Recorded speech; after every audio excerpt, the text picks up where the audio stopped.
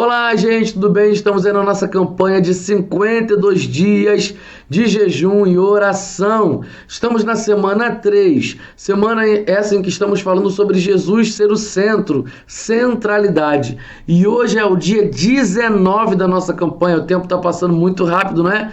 Então, dia 19 da nossa campanha, e nós estamos trabalhando hoje Jesus Cristo, o centro da igreja. O texto bíblico está em Efésios, capítulo 1, versículo 15 em diante. Diz assim a palavra do Senhor: Por isso também eu, tendo ouvido a respeito da fé que vocês têm no Senhor Jesus e do amor para com todos os santos, não cesso de dar graças por vocês, mencionando-os nas minhas orações. O apóstolo Paulo, que tinha o trabalho de ensinar as igrejas, assim como os outros apóstolos que desbravavam, abriam territórios, então eles se sentiam responsáveis, óbvio, por aquelas igrejas. Então o apóstolo Paulo estava ensinando essa igreja, ele ficava grato por ver essa igreja avançando em fé e também crescendo em amor. E aí a gente pode olhar para dentro, olhar para a PIB Santa, olhar para a primeira igreja batista em Santa Teresa e perceber: será que nós temos avançado em fé? Será que nós temos avançado em amor às pessoas, em amor a nós mesmos que estamos ali como membros da igreja? Será que quando as pessoas vão lembrar da nossa igreja, elas conseguem ser gratas ao Senhor pelo nosso trabalho? Será que as pessoas, quando lembram da nossa igreja, essas pessoas não cessam de orar, dando graças a Deus pela existência da PIB Santa? Então é algo para a gente refletir. No versículo 17: Peço ao Deus de nosso Senhor Jesus Cristo, o Pai da Glória, que conceda a vocês espírito de sabedoria e de revelação no pleno conhecimento dele. Peço que ele ilumine os olhos do coração de vocês, para que saibam qual é a esperança da vocação de vocês, qual é a riqueza da glória da sua herança nos santos. Aqui, o apóstolo Paulo não está pedindo bênçãos materiais. O apóstolo Paulo não está pedindo para que conflitos sejam resolvidos, para que problemas sejam interrompidos. Mas o apóstolo Paulo é pontual em clamar ao Senhor por essa igreja, para que essa igreja avance no conhecimento de Deus. Quanto mais eu conheço a Deus, mais eu amo pessoas. Quanto mais eu conheço a Deus, mais eu sou misericordioso. Quanto eu mais conheço a Deus, mais parecido com Jesus eu sou. Então o pedido do apóstolo Paulo é um pedido coerente e um pedido pertinente.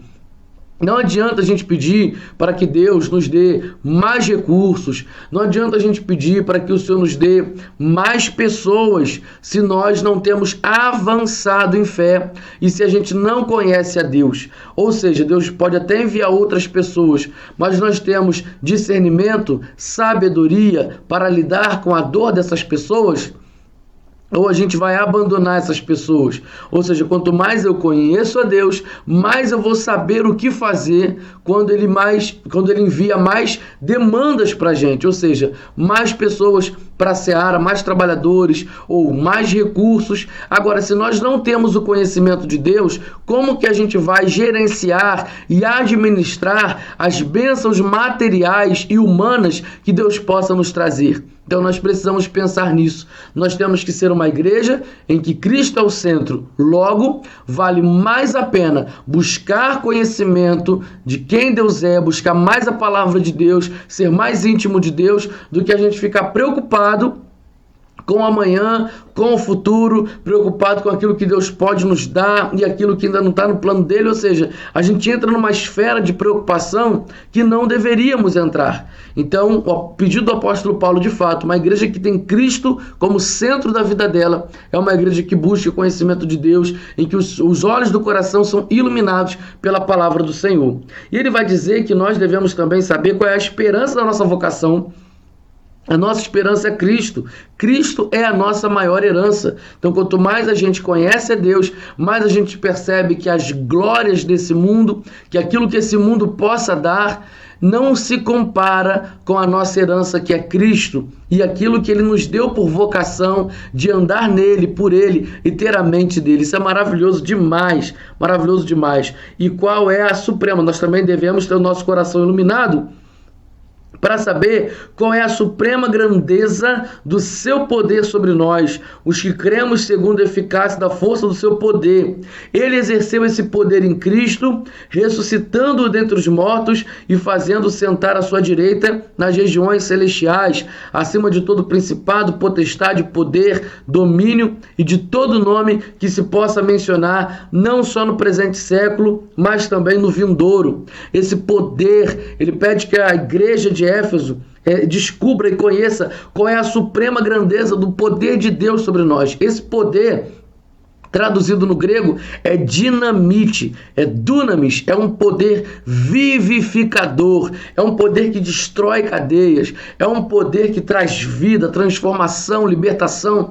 Então, quanto mais a gente conhece a Deus como igreja, mais nós temos noção do tamanho desse poder de Deus que Ele colocou sobre nós e em nós para nós realizarmos o nosso trabalho como igreja. Nós temos um poder que destrói cadeias, que destrói demônios. Nós temos um poder que vem do Senhor e Ele nos deu essa autoridade para destruir as fortalezas das trevas. Nós, como primeira igreja batista em Santa Teresa, nós fomos visitados pelo Senhor e recebemos esse poder para destruir cadeias aqui nesse lugar e na nossa região. Então, tenha consciência de que você tem esse poder em Cristo Jesus. É o poder de Deus que habita em nós como igreja. Então funciona em comunhão, em comunidade, quando estamos juntos. Receba aí essa consciência, essa noção do poder de Deus.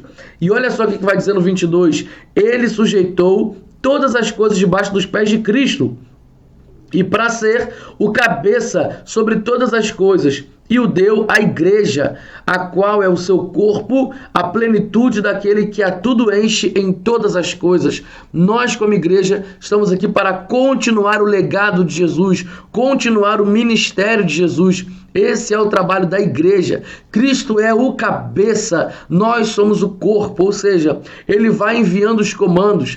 Assim é com o nosso corpo físico. Aqui nós temos a cabeça, nós temos aqui o nosso cérebro, nós temos aqui a nossa medula. Então, por exemplo, tudo vem daqui do nosso cérebro. Todos os comandos, eu quero mexer com essa mão. O meu cérebro é que está fazendo isso primeiro, para depois isso ser expresso e manifesto com os meus membros inferiores, superiores. Então, isso acontece no nosso corpo físico. Jesus, como cabeça da igreja, é aquele que envia os comandos. E nós devemos manifestar esse poder, manifestar os comandos de Cristo.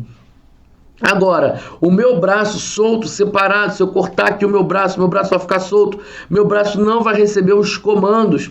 Então, infelizmente, existem muitas igrejas locais. Aqui, quando fala de igreja, está falando de igreja de forma geral, e não só da igreja de Éfeso. Mas eu vou dizer agora aqui, existem muitas igrejas locais que têm nome de igreja, placa de igreja, muitas igrejas locais que não tem mais Cristo como cabeça, não tem mais.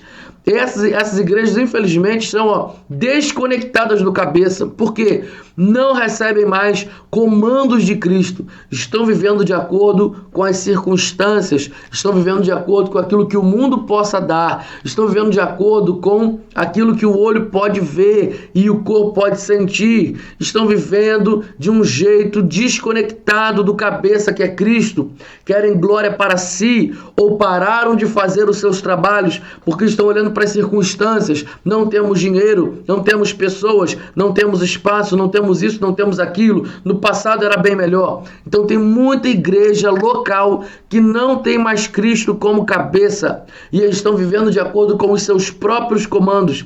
Igrejas que têm brincado de culto, igrejas que entraram em modo automático. É só fazer isso, é só fazer aquilo, é só ter essa organização missionária, é só ter esse ministério. Acabou, gente. Igreja é isso. Vamos fazer o que tem que fazer. Igreja não é assim. Igreja não é assim. A igreja tem que receber comando de quem é o cabeça. Cristo é o cabeça.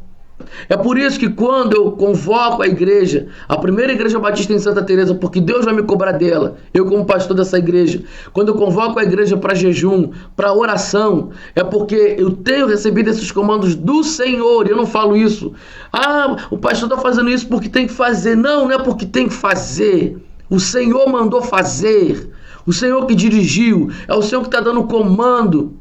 E aí, o Senhor ele vai confirmando nas pessoas da igreja. Pastor, tenho sentido isso, tenho sentido aquilo, tenho orado de madrugada. Igreja tem que sentir e receber os comandos do céu. Não é só sentir e crer que é do céu. Não é só ficar de sentimento também não. Tem que crer. Então, quando eu convoco a igreja para jejum, não é uma palhaçada da minha cabeça. Isso não saiu da minha cabeça. Quem é que vai ficar 52 dias sem comer doce ou sem almoçar? Ah, porque tem que fazer. Ah, se fosse assim, era só fazer por uma semana, uma besteirinha de jejum. Gente, se está fazendo 52 dias de jejum e oração, é porque foi um comando do céu para a nossa igreja. Nossa igreja precisa. E se você for perceber, como eu tenho percebido, muitas igrejas nesse período do ano estão fazendo campanhas de jejum e oração, como a nossa igreja. Pesquisa aí, tem um monte de igreja fazendo. Tem alguma coisa acontecendo no mundo espiritual. Tem alguma coisa acontecendo no mundo espiritual. Quando eu convoco a igreja para fazer jejum e oração, não é palhaçada, não é coisa da minha cabeça.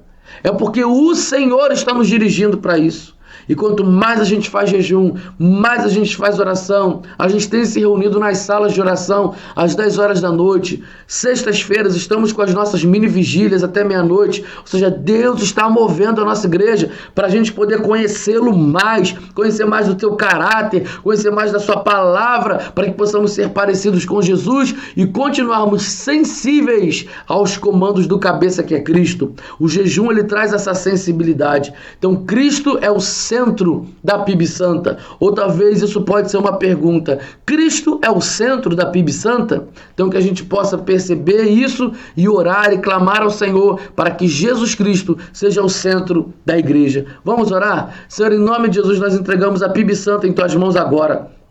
Tenha misericórdia de nós, Senhor, porque às vezes nós somos movidos por circunstâncias, não temos dinheiro, não temos isso, não temos aquilo, ou a gente sente falta de um ministério, sente falta de um trabalho. Ó Deus, em nome de Jesus, mas nós estamos aqui sendo dirigidos pelo Senhor, comandados pelo Senhor, trabalhados pelo Senhor, com o nosso caráter forjado no Senhor. Tem misericórdia de nós, Deus, tem misericórdia de nós, Senhor, nos ajuda a nos colocarmos de pé, a nos colocar no prumo e a ter Cristo como centro da nossa igreja. Se nós temos Cristo como centro da nossa igreja local, nós não vamos sentir falta de mais nada, porque Cristo é a nossa herança, é a esperança da nossa vocação. Obrigado, Deus, por essa palavra.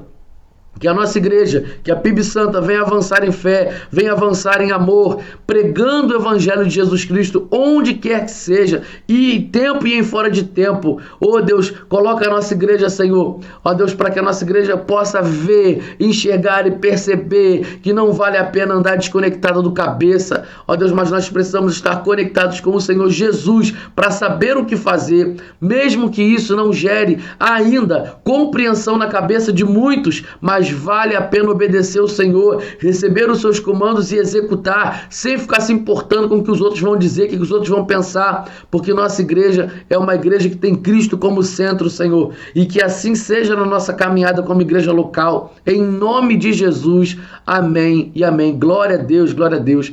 Bom, hoje, na nossa campanha, sexta-feira, esse vídeo aqui foi gravado numa sexta-feira, é o dia 19 da nossa campanha, logo nós teremos mini vigília presencial. Hoje tem ensaio do coral, às 8 horas da noite, e após o ensaio do coral, nós estaremos ali nos reunindo em oração até meia-noite. Aguardo você, fiquem com Deus, até a próxima, tchau, tchau.